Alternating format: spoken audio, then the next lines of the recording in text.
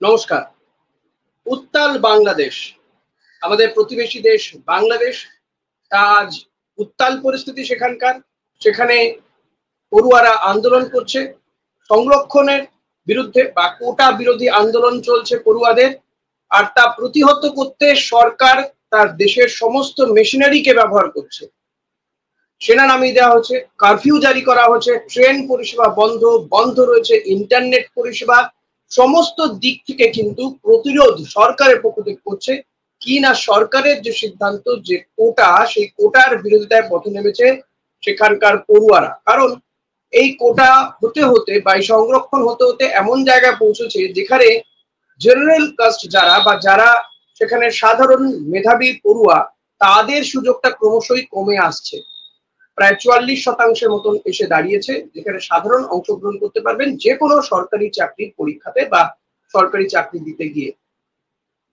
তবে প্রতিবন্ধী মহিলা এই ধরনের সংরক্ষণ সেখানে রয়েছে। পাশাপাশি এই সংরক্ষণগুলো নিয়ে এতটা সমস্যা ছিল না সাধারণের মধ্যে। কিন্তু সবচেয়ে বড় চিন্তার বিষয়, পড়ুয়াদের মধ্যে সবচেয়ে বেশি আলোচনা হচ্ছে যারা মুক্তিযোদ্ধা, তাদের পরিবারের লোকজন, প্রথমত মুক্তিযোদ্ধা যারা, তাদের জন্য সংরক্ষণ ছিল, পরবর্তীতে তাদের পরিবারের লোকজন, নাতি নাতনির জন্য কিন্তু সংরক্ষণ করে দেওয়া হয়েছে। সেটা নিয়ে সমস্যা, সেটা নিয়ে সেখানে আগুন জ্বলছে এবং একের পর এক মৃত্যুর ঘটনা ঘটছে, মৃতের সংখ্যা ক্রমশই বাড়ছে। প্রতিবেশী দেশ বাংলাদেশের এই যে রক্তক্ষয়ী সংগ্রাম, এবং সেখানে কার্যত সরকারকে এই ছাত্র বা পড়ুয়াদের আন্দোলনকে দমন করতে সেখানে কারফিউ জারি করে দেওয়া হচ্ছে। সংবাদ সংস্থা এএফপি তারা বলছে এখনো পর্যন্ত নিহতের সংখ্যা 75, শতাধিক মানুষ আহত হয়েছে, জখম হয়েছে। এবং ইতিমধ্যেই নেট দুনিয়াতে একটি ছবি ভাইরাল হয়ে গিয়েছে, যে এক পড়ুয়া, তিনি একেবারে বুক চিতিয়ে দাঁড়িয়ে রয়েছেন, গুলি খাচ্ছেন, গুলি খেয়ে তার মৃত্যু হয়েছে। তবে তিনি নন, প্রাণ হারিয়েছেন বহু মানুষজন এই সংরক্ষণের বিরোধিতা করতে গিয়ে। শুরুতেই আমি বলে দিই যে আমি যে কোনো ধরনের সংরক্ষণের বিরোধী, আমার দেশের হোক বা প্রতিবেশী দেশে হোক। কিন্তু সেখানকার মূল সমস্যা যেটা এই কোটা বা সংরক্ষণ সিস্টেম নিয়ে, এবং সবচেয়ে বড় সমস্যা বা এই কোটার বিরুদ্ধে সবচেয়ে বেশি ভাবে সোচ্চার হচ্ছে মানুষজন, যে এই কোটার কোন মূল অংশটা, সেটা হচ্ছে যে মুক্তিযোদ্ধাদের জন্য, তার পরিবার, তার নাতি নাতনির জন্য যে সংরক্ষণ। আর এই সমস্ত বিষয়গুলো নিয়েই আমরা কথা বলবো। বিশিষ্ট সাংবাদিক জয়ন্ত চৌধুরী রয়েছেন আমার সঙ্গে আজকে আমার এই অনুষ্ঠানে। জয়ন্ত দা, স্বাগত আপনাকে আমার এই অনুষ্ঠানে। শুরুতেই জানতে চাইবো নিঃসন্দেহে, যে আমি যেমনটা বললাম যে আমি যে কোনো ধরনের কোটা বা সংরক্ষণের বিরোধী। আমার মূল বক্তব্য হচ্ছে যে সংরক্ষণ যদি করতে হয় তাহলে আর্থিক কারণে সংরক্ষণ করা উচিত, এবং সেখানেও আগে সংরক্ষণ করতে গেলে সেই ব্যক্তির বিরুদ্ধে ভালো করে তদন্ত হওয়া উচিত। কিন্তু বাংলাদেশের এই যে রক্তক্ষয়ী সংগ্রাম চলছে সংরক্ষণকে সামনে রেখে শুধুমাত্র, এবং নেট দুনিয়াতে এমনও কিছু কিছু ভিজুয়াল পাওয়া যাচ্ছে নাকি ভারত বিরোধী সেখানে স্লোগান শোনা যাচ্ছে। আপনার দৃষ্টিকোণ কি, কি কারণে এই সংগ্রাম আন্দোলন পড়ুয়াদের সেটা এত বড় রূপ নিল?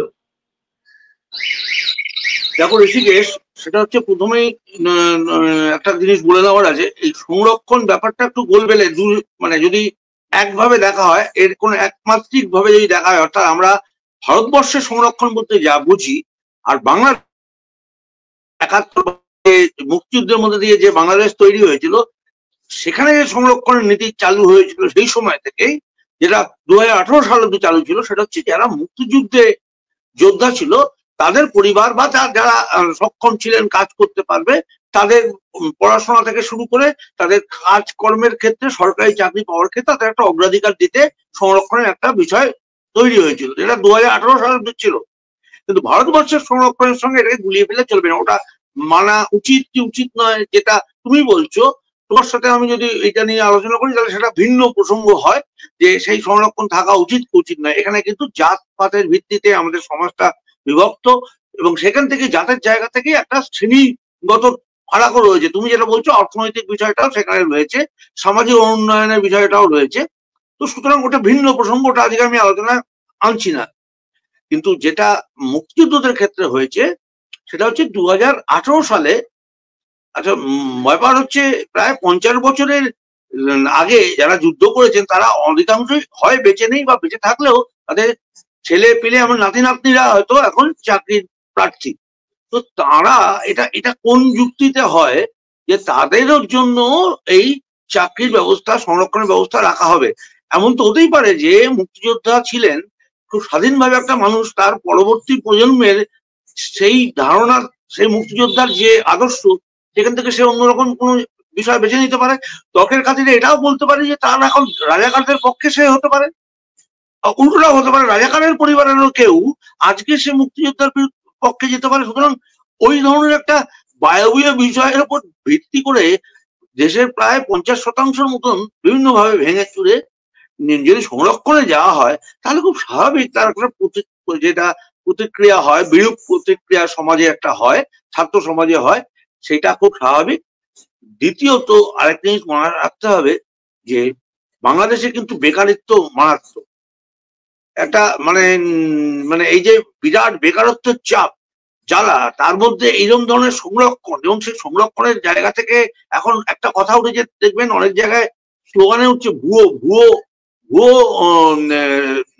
মুক্তিযোদ্ধা, ভুয়ো মুক্তিযোদ্ধা। অর্থাৎ এটাও আমরা জানি যে লীগের আমলে কিন্তু ব্যাপক দুর্নীতি হয়েছে এই চাকরি থেকে শুরু করে বিভিন্ন জায়গাতে, এবং বেশ কিছু আমরা জানি, বেশ কিছু এই লীগ নেতা মানে এরা সব একজন ধনকুবের, একজন লীগের সাংসদ যারা, এবং এদের অ্যাক্টিভিটি, এদের কর্মকাণ্ড নিয়ে ভীষণ একটা ধোঁয়াশা রয়েছে।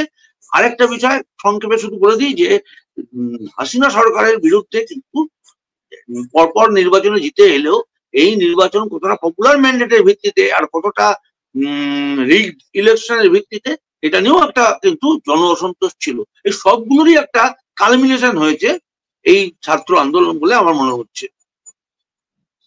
একদমই জয়ন্তদা, এই দেখুন, আমার বক্তব্য, যুগে যুগে দেশে দেশে ছাত্র আন্দোলন হয়েছে, ভবিষ্যতেও হয়তো হবে, কিন্তু বাংলাদেশ সরকার এই ছাত্র আন্দোলনকে যেভাবে প্রতিহত করছে তা নিয়ে বোধহয় গোটা বিশ্বই একটা চিন্তিত। এবং ইতিমধ্যেই এদেশ থেকে যারা ওই দেশে পড়তে গিয়েছে তাদেরকে ভারত সরকারের পক্ষ থেকে বলে দেওয়া হয়েছে তারা যেন নিজ নিজ জায়গায় থাকে, খুব প্রয়োজন ছাড়া বাইরে না বেরোয়। কিন্তু এখন তো এমন অবস্থা, বাইরে বেরোনোরই পরিস্থিতি নেই।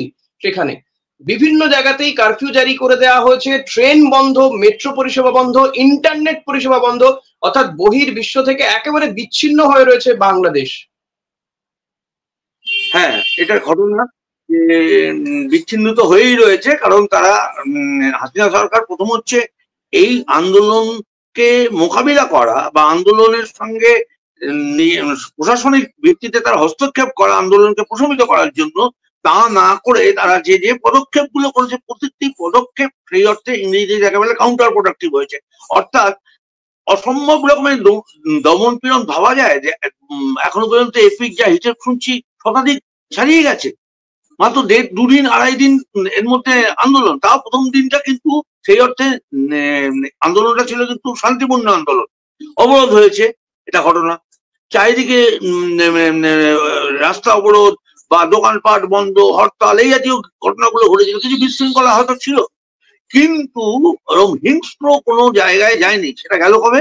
এটা গেল সেই পরের দিন, অর্থাৎ সেই সম্ভবত দিনটা হচ্ছে, আমি হয়তো বার ভুল করছি, হয়তো বৃহস্পতিবার রাতে, যেদিন ঢাকা বিশ্ববিদ্যালয়, ওরা হল বলে, ওরা বিশ্ববিদ্যালয়ের হোস্টেলগুলোকে হল বলে, সেইখানে ঢুকে লীগ, ছাত্রলীগ অর্থাৎ আওয়ামী লীগের যে বাহিনী রয়েছে, মানে অনেকটা হিটলারের সেই পঞ্চম বাহিনী, যারা অস্ত্র নিয়ে, ভাবা যায় এটা 70-72-এ এটা কিছু কিছু এখানে ছাত্র আন্দোলনে এই জিনিসটা আমরা দেখেছিলাম, তা খুব বিচ্ছিন্ন ভাবে পুরো সশস্ত্র বাহিনী এবং তার সঙ্গে বাংলাদেশের পুলিশকে পাশে নিয়ে ব্যাপক হারে মারধর করতে শুরু করে এবং রাজাকার রাজাকার বলে এটা বলতে শুরু করে দিল। যখনই, মানে এটা একটা অদ্ভুত ব্যাপার, এটা আমাদের এখানেও দেখেছি, যখনই কেউ কোন রকম গণতান্ত্রিক পদ্ধতিতে, শান্তিপূর্ণ পদ্ধতিতে কোনো কিছু দাবি করে, তার কথা বলতে যায়, সরকার সঙ্গে সঙ্গে তাকে একটা তকমা এটা দেয়। যেমন এখানে হয় কথা, কখনো বলা হয় মাওবাদী, এটা পশ্চিমবঙ্গের ক্ষেত্রে হয়েছে, আবার দিল্লির ক্ষেত্রে তো কথা টুকরে টুকরে গ্যাং বলে দেওয়া হচ্ছে এরা হচ্ছে দেশদ্রোহী। মানে সরকারের সমালোচনা করলেই এইভাবে নিপীড়ন করে, এটা খুব স্বাভাবিক হয়ে উঠেছে। এমনকি এই বাংলাদেশের ক্ষেত্রে দেখলাম অসম্ভব একটা হিংস্র ব্যাপার করেছে। এখন তো সামরিক বাহিনী পর্যন্ত হস্তক্ষেপ করতে হচ্ছে, আধা সামরিক বাহিনী তো ছেয়ে গেছে, এবং বাংলাদেশ সরকার বিশেষ করে এই লীগ আওয়ামী লীগ, এই লীগের প্রতি মানুষের এত যে জমে থাকা ক্ষোভ, সেটা কিন্তু ওই যেহেতু নির্বাচন বিরোধী শূন্য প্রায় নির্বাচন আমরা জানি, বিএনপি কে তো প্রায় অপ্রাসঙ্গিক করে দিয়েছে। এই যে বিরোধী শূন্য নির্বাচন হওয়ার ফলে এরা ঠিক সম্ভবত আমার মনে হচ্ছে এইরকম একটা ভেতরে অসন্তোষ, মানে মানুষের সঙ্গে তো বিচ্ছিন্ন হয়ে গেছে। আর বেশিরভাগ আওয়ামী লীগের নেতারা বললাম, তাদের বিরুদ্ধে বেশিরভাগ জায়গায় ভীষণ দুর্নীতির অভিযোগ রয়েছে, তারা ধ্বংসকুবের এক একজন আওয়ামী লীগের নেতা। হ্যাঁ, তো এই কারণে তারা একদম বিচ্ছিন্ন হয়ে পড়েছে। তারা বুঝতে পারেনি হাসিনা সরকার যে দেশের ভেতরে এতটা বিক্ষোভ জমায়িত হয়ে রয়েছে, জমে রয়েছে। দ্বিতীয় বিষয় আরেকটা গুরুত্বপূর্ণ, এই সুযোগে কিন্তু শুধু ছাত্র বিক্ষোভ যে হচ্ছে, ছাত্ররা হিংসা করছে ব্যাপারটা শুধু তাই নয়, এদের হিংসার পথে নিয়ে যাওয়ার ক্ষেত্রে কিন্তু আরেকটা শক্তিও ঘোড়া জলে মাছ ধরলে অবাক হব না, যেটা নিয়ে ভারত সরকার চিন্তিত, সেটা হচ্ছে বিভিন্ন মৌলবাদী সংগঠনগুলো।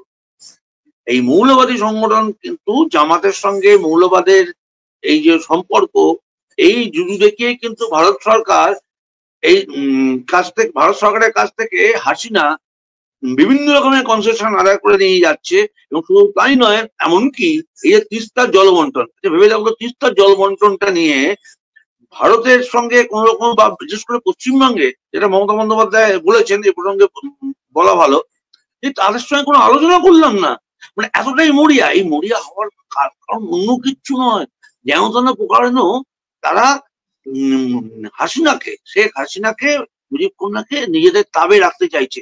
কেন না, ওই একটা জুজু রয়েছে যে মৌলবাদী শক্তি বিএনপি, এই যে রসায়নটা, এটা যদি থাবা বসায়, এটা যদি মাথা চাড়া দিয়ে ওঠে, তাহলে এদের নিয়ন্ত্রণ করা কঠিন, ভারতের পক্ষে খুব খারাপ, এবং পশ্চিমবঙ্গের পক্ষে তো বটেই, এবং সেটা সামগ্রিকভাবে ভারতের সঙ্গে প্রতিবেশী রাষ্ট্র হিসেবে খারাপ। দ্বিতীয় বিষয় আরেকটা রয়েছে, সেটা চীন। এইটা ভারতবর্ষে এখন নতুন একটা চিন্তার ভাবনার কারণ হয়েছে। আমরা জানি বেল্ট যে প্রজেক্ট, ওই যে রাস্তা তৈরি করার, সেটা পাকিস্তান, মায়ানমার এবং বাংলাদেশকে নিয়ে, তার সঙ্গে ভারতকে জোড়া হয়েছিল প্রথম প্রজেক্ট। আশা করি এদিকে আমি মনে করাতে পারবো তোমায়, এটা কিন্তু প্রথম মোদী সরকারের আমলে এই প্রজেক্টটা কিন্তু খারিজ হয়ে যায় এবং ভারত অর্থাৎ থেকে বেরিয়ে আসে। তার কারণটা হচ্ছে পিওকের ভেতর থেকে পাকিস্তানের পাক অকুপাইড কাশ্মীর, মানে পাক নিয়ন্ত্রিত কাশ্মীরের ভেতর থেকে রাস্তা আসছিল, এটাই হচ্ছে প্রতিবাদের মূল প্রতিপাদ্য ছিল ভারতের। সেই প্রজেক্টে কিন্তু বাংলাদেশ রয়েছে, আর বাংলাদেশকে ঢোকার জন্য বাংলাদেশের ঋণগ্রস্ত একটা রাষ্ট্র, তাকে আরো ঋণে জর্জরিত করে বিভিন্ন রকমের এইডের নাম করে, যেটা চীন ইতিমধ্যে শ্রীলঙ্কায় করেছে, পাকিস্তানে করেছে, তেমনি বাংলাদেশকেও তারা সেই করছে। এই যে জায়গাটা, কারণ কদিন আগে কিন্তু বেইজিং এ সফরে গিয়েছিলেন গত 8 থেকে 10 কোথায় সম্ভবত জুলাই, এবং বেইজিং সফর থেকে চলে এসে আমাদের শেখ হাসিনা, এবং সেখানেও যে যে বিষয়গুলো নিয়ে বিতর্ক হয়েছে, সেগুলো তার মধ্যে রয়েছে যে বেইজিং কিছু কিছু সংস্কার চাইছে বাংলাদেশের ভেতরে। এই সংস্কারের বিষয়গুলো এখনো বিভিন্ন সূত্র থেকে জানা যাচ্ছে, স্পষ্ট করে সরকারিভাবে কিছু জানা যায়নি। তবে আমি বলছি, এই চীনের এই যে সক্রিয়তা বা অতি সক্রিয়তা এই বাংলাদেশের ভূখণ্ডকে নিয়ে, এইটা কিন্তু ভারতের একটা শিরোক্রীড়ার কারণ। এই শিরোক্রীড়ার কারণ বলেই ভারত প্রতি মুহূর্তে চাইছে যে যেমন করে হোক যেন হাসিনা তাদের সঙ্গে, তাদের দিকে ঝুঁকে থাকে। হাসিনা যেন, যে কারণে বললাম ওই যে তিস্তার জল, তাই নিয়ে রীতিমতো ঝুঁকে নিচ্ছে। আমাদের পশ্চিমবঙ্গের মানুষের সঙ্গে বা পশ্চিমবঙ্গের সরকারের সঙ্গে আলোচনা না করেই কি ফাইনাল হয়ে যাবে? হয়তো হবে না, কিন্তু একটা মরিয়া ভাব রয়েছে ভারতের, যেমন করে হোক তিস্তার জলবন্টন চুক্তিটাকে নতুন করে রিনিউয়াল করা বা নবীকরণ করা। ফারাক্কার ইতিমধ্যে সেই কাজ এগিয়ে গেছে। তা আমরা বলতে চাইছি এটা হচ্ছে ভারতের কাছে কিন্তু একটা কৌশলগত কারণে তারা শেখ হাসিনাকে সঙ্গে রাখতে চাইছে। কিন্তু এটাও ঠিক, শেখ হাসিনাও কি আমলে কি মৌলবাদ মাথাচাড়া দেয়নি? শেখ হাসিনার আমলেও কি ব্লগার, যারা উদার মনস্ক ব্লগার, তারা প্রকাশ্য রাস্তায় পরিমাণের মধ্যে তারা খুন হয়েছে, ও তাদের কজনের কি শাস্তি হয়েছে? আন্দোলন হয়েছে, হ্যাঁ শাহবাগ আন্দোলন হয়েছে, হ্যাঁ শাহবাগ আন্দোলন হয়েছে, সত্যি কথা, হ্যাঁ শাহবাগ আন্দোলন হয়েছে। কিন্তু এবং সেখানে দমন পীড়ন সবসময় রয়েছে, কিন্তু সবসময় রয়েছে বাংলাদেশে। এই দমন পীড়ন যদি থাকে তাহলে আমাকে এটা ভাবতে হবে যে ভারতের যে কৌশলগত অবস্থান, এই কৌশলগত অবস্থানটাকে কাজে লাগিয়ে ভারত এখনো পর্যন্ত, কিন্তু সত্যি কথা বলতে আমরা যখন আলোচনা করছি এখনো পর্যন্ত ভারত সরকারের পক্ষ থেকে সেরকম কড়া কোনো স্টেটমেন্ট বা কোনো সেই অর্থে কোনো বিবৃতি শুনিনি। না, যখন ডোনাল্ড ট্রাম্পের কানে লাগলো তার কয়েক ঘন্টার মধ্যে তোমার মনে আছে নিশ্চয়ই নরেন্দ্র মোদী সোশ্যাল মিডিয়াতে এক্স হ্যান্ডেলে তার প্রতিক্রিয়া দিয়ে দিলেন। কিন্তু সেই প্রতিক্রিয়ার ওটা নেই, প্রতিবেশী রাষ্ট্রে এরকম ঘটনা 100 লোক মারা গেছে, একটা মিনিমাম মানে ন্যূনতম একটা উদ্বেগ তো প্রকাশ করবেন, তারও কোনো বিষয় নেই। বিষয়টা হচ্ছে ভারতকে কিন্তু অনেক ভেবে চিনতে পা ফেলতে হচ্ছে, কারণ এই বলছি ভারত আর বাংলাদেশের সম্পর্কটা খুব গোলমেলে এই জায়গা থেকে একটা। জয়ন্তদা, এই কারণেই কি এই কোথাও গিয়ে ভারত দেখাতে চাইছে তারা বাংলাদেশ সরকারের পক্ষে রয়েছে, অন্তত রিসেন্টলি তুমি যেমনটা বলছিলে যে এই তিস্তা চুক্তি ফারাক্কার জায়গা দিয়ে, অর্থাৎ শেখ হাসিনার সঙ্গে নরেন্দ্র মোদীর সম্পর্ক ভালো, সেই কারণেই কি এই ভারত বিরোধী একটা স্লোগানও উঠছে সেখানে? কারণ মাত্র কয়েক মাস আগেই ভারতীয় সম্পদ, ভারতীয় জিনিসপত্র বর্জন করো এমন একটা স্লোগান সেখানে শোনা গিয়েছিল। কেন ভারত অস্ট্রেলিয়া টি20 ম্যাচ সেই দিন তো খবর হয়েছিল যে পুরো বাংলাদেশের সাউথ আফ্রিকাকে সমর্থন করেছে বাংলাদেশের একাংশ, কিন্তু ভারতকে সমর্থন করেনি, বরং সমালোচনা হয়েছে যে এটা বোধহয় শুটিং করে ক্যাচটা ধরা হয়েছে। এগুলো হচ্ছে কি, আমি যেটা বলতে চাইছি যে প্রাথমিকভাবে আমরা এতক্ষণ যে আলোচনা করছিলাম তুমি লক্ষ্য করে দেখো আমাদের আলোচনার মধ্যে তো কোটা শব্দটা কিন্তু অনেকক্ষণ আগে শেষ হয়ে গেছে। অর্থাৎ কোটাটা এখন যেন হচ্ছে হাসিনাকে অপসারণ, এবং সে কারণে দরকার হলে গৃহযুদ্ধের দিকে চলে যাবে, এরকম একটা অবস্থা, মানে গৃহযুদ্ধ অনিবার্য হয়ে যাচ্ছে, এরকম একটা জায়গায় চলে যাচ্ছে। কিন্তু কোটাটা এখন যেন পেছনের দিকে সারিতে চলে গেছে, এখন হচ্ছে হাসিনা হাঁটাও দেশ বাঁচাও, ব্যাপারটা এই জায়গায়। আর সেইটা করতে গিয়ে হাসিনাকে এখানে দেখানো হচ্ছে যে হাসিনা হচ্ছে ভারত বন্ধু, মুজিবুর ভারত বন্ধু ছিলেন, হাসিনাও ভারত বন্ধু। এবার ভারতকে ওখানে একটা ছবি দেখানো হচ্ছে, হয়তো পুরোটা অসঙ্গত নাও হতে পারে, কিন্তু ভারতকে দেখানো হচ্ছে ভারত হচ্ছে একটা যেন সাম্রাজ্যবাদী বা একটা নয়া উপনিবেশ বাংলাদেশ ভারতের কাছে। এবং এটাও ঘটনা যে দুটো রাষ্ট্রের মধ্যে যখন সম্পর্ক, আর তার সঙ্গে কিন্তু সেই রাষ্ট্রের যে জনসাধারণ, জনগণ, পিপুলস টু পিপুল রিলেশন, দুটো কিন্তু এক জায়গায় অভিন্ন কখনো নয়। কিন্তু মজার ব্যাপার হচ্ছে রাষ্ট্র সবসময় চায় তার জনতাকেও তার এই মানে একটা দেশপ্রেমীকে দেশ প্রেমের ধুয়ো তুলে তারা সেটা দুটোকেই একটা অভিন্ন জায়গায় নিয়ে যেতে চায়। এইখানে হচ্ছে একটা মানে মারাত্মক একটা কৌশলের খেলা, যেটা হাসিনা বিরুদ্ধে ওইখানে এখন সব থেকে বেশি একটা অংশ সরব হয়েছে, এবং খুব স্বাভাবিক। এর পেছনে বিএনপি থাকতে পারে, এর পেছনে জামাত থাকতে পারে, এর পেছনে এরকম ভারত বিরোধী বেশ কিছু শক্তি, যারা জানে যে হাসিনার খুঁটির জোটটা কিন্তু ভারত, দিল্লি। সে দিল্লিতে মোদী থাকুক বা মনমোহন সিং থাকুক, লক্ষ্য করো মনমোহন সিং বা মোদী এর ব্যাপারে কিন্তু কোনো বিরোধ নেই। বাংলাদেশের যেমন স্বাধীনতার জন্য ভারত বরাবর তাদের পাশে থেকেছে, সাপোর্ট করেছে, প্লাস বাংলাদেশের উন্নয়নে ভারতের ভূমিকা অনস্বীকার্য। সেই বাংলাদেশের লোকজন আজ ভারত বিরোধী স্লোগান দিচ্ছে, এবং সেখানে ভারতকে বলা হচ্ছে ভারতীয় আগ্রাসন বন্ধ করা হোক, প্লাস ভারতের জিনিসপত্র বর্জন করা হোক, এই বিষয়গুলো সেখানে স্লোগান উঠছে। এখন জানি না সেটা কতটা সত্যি, কারণ যেহেতু ওখানেও নেট বন্ধ, বহু এরকম ছবি দেখা যাচ্ছে। এখন সেটা গত 2 মাস আগেকার আন্দোলনের ছবি না এখনকার, সেটা অন্তত সেইটা যাচাই করার জায়গায় নেই।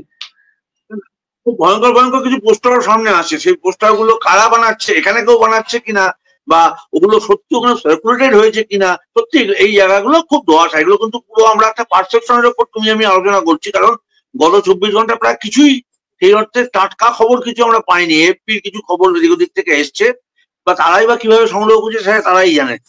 তো এইরকম একটা অবস্থায় আমরা অদূর হয়তো আলোচনা করতে পারবো না যে সত্যি সত্যি কথা ভারত বিরোধী কথা বলছে। তবে ভারত বিরোধী যে একটা প্রচার হয়, আমার ব্যক্তিগত আমার কিছু আত্মীয় স্বজনের সূত্রে আমি শুনতাম যে ওখানে একটা ওই ইন্ডিয়া, ভারত তো বলে না, ওরা বলে ইন্ডিয়া, ওই ইন্ডিয়াকে একটু, ইন্ডিয়া দাদাগিরি, ইন্ডিয়া সম্পর্কে এই ধরনের একটা ধারণা ওদের মধ্যে যে একেবারে নেই তেমন না। যেমন ওইটার পরিপ্রেক্ষিতে আমরাও তো কিছু কম যাইনি, আমরাও তো বাংলাদেশকে শত্রু হিসেবে এই খেলার সময় আমরা দেখেছি। হ্যাঁ, এটা এটা হয়, এটা হয়, কিন্তু এই জিনিসটাকে চাপিয়ে মানে ভেতরে ঢুকিয়ে দেওয়ার চেষ্টা হচ্ছে ভারতের এখানে ভূমিকার নাম করে। কারণ আজকে কোটা বিরোধী যে আন্দোলন, সেই আন্দোলনের তো ভারতের পক্ষে আছে কি বিপক্ষে আছে এটা কি খুব প্রাসঙ্গিক আমি জানি না। আমি এখনো পর্যন্ত এটা নিয়ে খুব বড় রকমের মন্তব্য করা উচিত বলে মনে হচ্ছে না, কারণ আদৌ কি ঘটেছে আমরা সেটা এখনো পুরোটা বুঝে উঠতে পারছি না। তুমি যেটা বললে ঠিকই, আমরা কিছু পোস্টার দেখছি, খুব ভয়ঙ্কর পোস্টার, ভারত বিরোধী পোস্টার। ভারত তোর মামার বাড়ি, এই ধরনের কি সব দেখলাম, যা না মামার বাড়ি তাহলে এরকম টাইপের এর কি সব মানে পোস্টার, এবং ছড়া কেটে পোস্টার, তো এইসব ব্যাপারগুলো খুব ভালো বাংলা ভাষায় হয় বলে আমাদের কাছেও খুব, সেগুলো খুব আমাদেরও খুব হৃদয়গ্রাহী হয়ে যায়, আমাদের খুব মুখোমুখি খুব চলতে থাকে। কিন্তু এই ছড়া বা কবিতা এইসব দিয়ে কিন্তু এই আন্দোলনের গভীরে কতটা গভীর কি ঘটনা এই যে বোঝা যাবে না। কিন্তু এই বঙ্গের মানুষজনও দাঁড়িয়েছে, তারাও বিক্ষোভ প্রতিবাদ জানাচ্ছে। গতকালও আমরা দেখলাম কলকাতাতে বিক্ষোভ প্রতিবাদ হলো পড়ুয়াদের সমর্থনে, সোশ্যাল মিডিয়ায় ছেয়ে যাচ্ছে, কিন্তু তা সত্ত্বেও সেখানে এই ভারত বিরোধী স্লোগান। এটা কি যেটা তুমি বলছিলে যে কোথাও গিয়ে বিএনপি জামাত তাদের একটা প্রজেক্টেড কোনো কৌশল, নাকি যেটা হচ্ছে সেটার মধ্যেও একটা ধোঁয়াশা থেকে যাচ্ছে, যে সত্যি সত্যাসত্য তো যাচাই করার এই মুহূর্তে অবস্থায় নেই? না সত্যি তো, যেমন ধরো এই মুহূর্তে তুমি, তোমায় আমি জিজ্ঞেস করি যে ছাত্র আন্দোলনে কারা আছে তুমি বলো তো, তুমি এক কথায় সংশয় বলবে শুনলে, মানে ছাত্র মানে কোটা বিরোধী আন্দোলনে কারা আছে তুমি এক কথায় আমরা জানি উত্তর দেবে ছাত্রলীগ ছাড়া সবাই আছে। সবাই মানে একেবারে অতি বাম থেকে মানে মৌলবাদী, ইসলামিক মৌলবাদী সকলেই রয়েছে, কে নেই রয়েছে। এমনকি জাফর ইকবাল তো বটেই, এরকম অজস্র ছোট বড় লেখক, শিল্পী, গায়ক, নাট্যকার,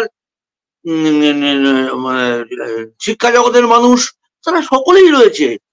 এইবার এই যে পাঁচ মিছিলে, এবং পুরোটাই কিন্তু বই বললাম, গণতন্ত্রকে সারাক্ষণ যদি তুমি টুটি চেপে ধরে রাখো তাহলে কিন্তু তার জয় বিস্ফোরণ হয়। সেই বিস্ফোরণটা সবসময় তোমার সবসময় নিয়ন্ত্রণে থাকবে, ঠিক তুমি যেরকম ভাবছো সেভাবেই সবাই ভাববে, এইটা ভাবার বোধহয় কারণ নেই, এটা ভাবার বোধহয় সময় নয়। সেই কারণেই দেখা যাচ্ছে যে যখন এতগুলো শক্তি এক হয়েছে, তাদের মধ্যে কেউ কেউ ভারত বিরোধী, কেউ কেউ, এটা আমরা এও ছবি দেখছি প্রচুর, টুপি পরা যাদের হেফাজতি বলা হয় তাদের মিছিল, এবং তাদের মিছিলে কিন্তু ধর্মীয় স্লোগান, সেখানে কোনো কোটার কথা নেই, কিচ্ছু নেই, ধর্মীয় স্লোগান দিতে দিতে যেরকম যায় সেরকম যাচ্ছে। এই সবাই কিন্তু এক হয়ে গেছে, তাদের মূল সুরটা তার মানে বাধা পড়ছে, যেটা দেখা যাচ্ছে, যেটা কিছুদিন আগেও যে বিপুল সংখ্যাগরিষ্ঠতা নিয়ে বিরোধী শূন্য প্রায় থেকে যারা সংসদ দখল করলো যে শেখ হাসিনা, তার বিরুদ্ধেই কিন্তু জনরোষ আছড়ে পড়ছে। এবং তার একটা অন্যতম কারণ আমার ধারণা গণতন্ত্র অভাব। শেখ হাসিনা তিনি বলছেন কেউ যদি আন্দোলনে তাকে পাওয়া যায় কাউকে, তাহলে গুলি করে দেওয়া হবে, সন্ত্রাসবাদী হিসেবে তাকে গ্রেপ্তার করা হবে।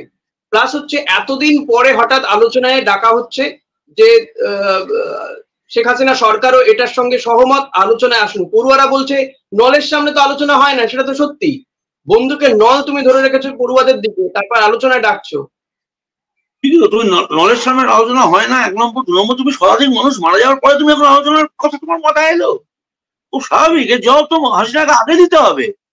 তুমি যে শতাধিক মানুষ আজ মারা গেল, নিরীহ মানুষগুলো আমরা কি দেখছি টিভিতে, এবার তুমি এর পেছনে আবার তখন অনেকে এগুলোকেও আবার একটু জোলো করে দেওয়ার চেষ্টা হচ্ছে, যে বুক চিতিয়ে দাঁড়িয়েছে তার ব্যাকগ্রাউন্ড কি, সে কখনো রাজাকারদের পক্ষে সোশ্যাল মিডিয়ায় কিছু পোস্ট করেছিল কিনা। আরে সে তো মুজিবুর রহমানের সম্পর্ক তার মৃত্যুর 3 দিন আগে সোশ্যাল মিডিয়ায় পোস্ট করেছে।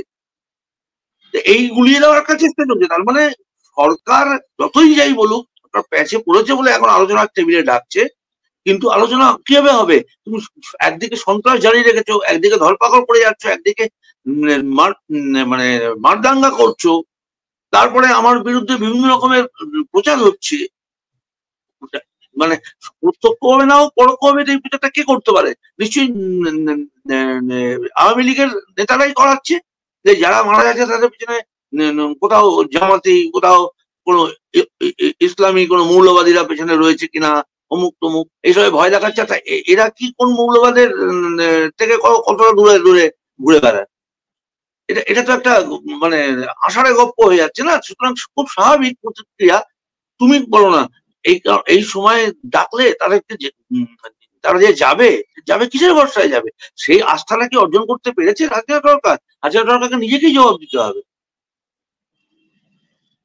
একদমই এই জায়গাতে নিঃসন্দেহে জয়ন্তদা, এটা তো ঠিকই যে আন্দোলন যেদিকে যাচ্ছে থামার তো নাম নেই, বরঞ্চ আন্দোলনও ঝাঁঝ বাড়ছে, পাশাপাশি সরকারও তারা তাদের মতন কঠোর থেকে কঠোরতর হচ্ছে। একেবারে সেনা নামিয়ে দিতে হচ্ছে, পড়ুয়াদের আন্দোলন দমন করতে গিয়ে সেনা নামিয়ে দেওয়া হচ্ছে।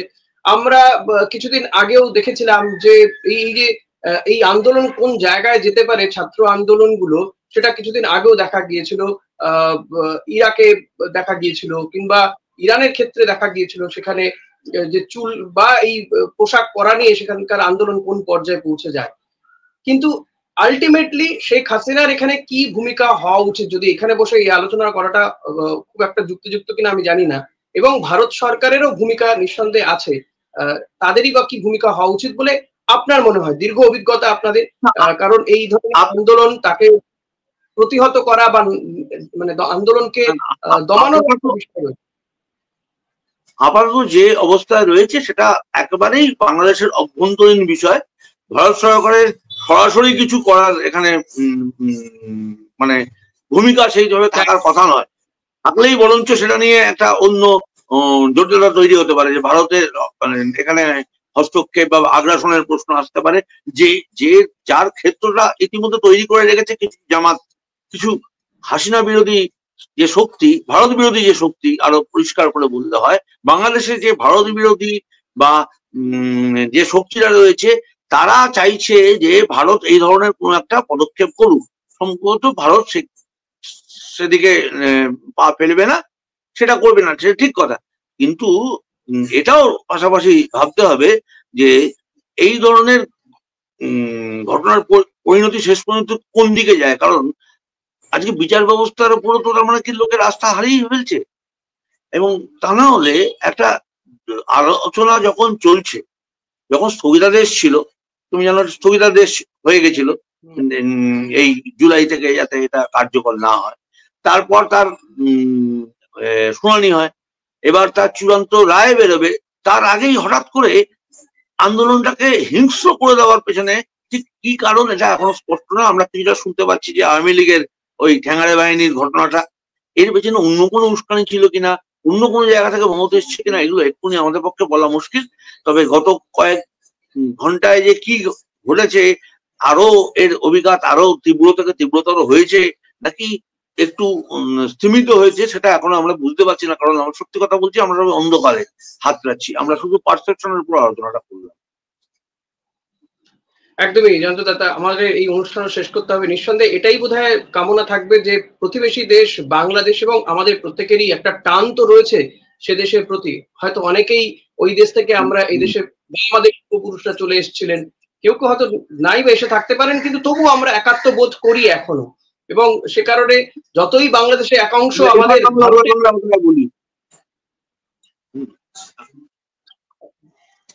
আমরা বলি এপার বাংলা ওপার বাংলা, বাংলা একদমই।